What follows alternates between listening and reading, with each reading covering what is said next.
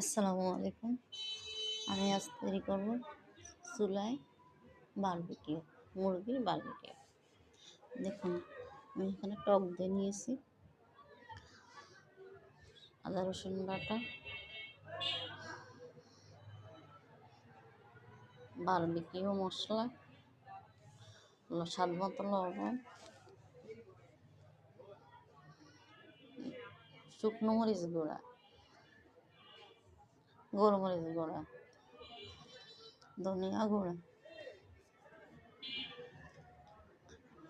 Tomato sauce,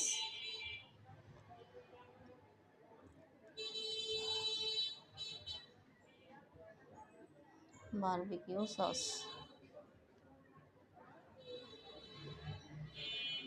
সরিষার তেল। বারবিকিউটা অবশ্য সরিষার তেল দিয়ে করতে হয়। সমস্ত মশলা একসাথে মেখে নেব।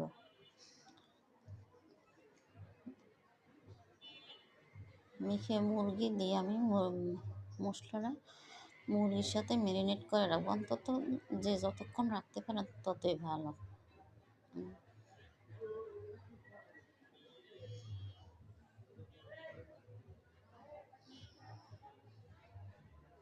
দেখেন, আমার মুরগিটা ম্যারিনেট করা হয়ে গেল।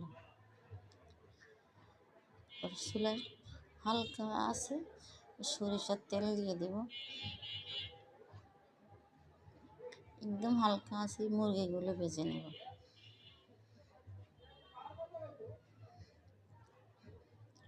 উল্টে পাল্টে আর একটু মশলা দিয়ে দিবেন, যাতে ভালো করে মশলা ঢুকে ভিতরে, খেতেও স্বাদ লাগবে। যে যেখান থেকে দেখুন আমার ভিডিওটি সাবস্ক্রাইব করবেন।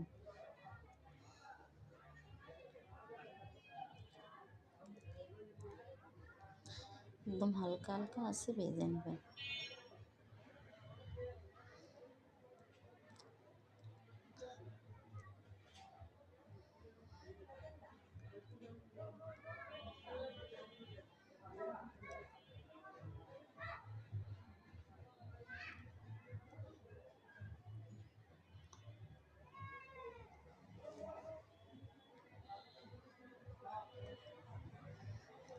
হয়ে গেল আমার মুরগির বারবিকিউ, চুলায় বারবিকিউ হবে।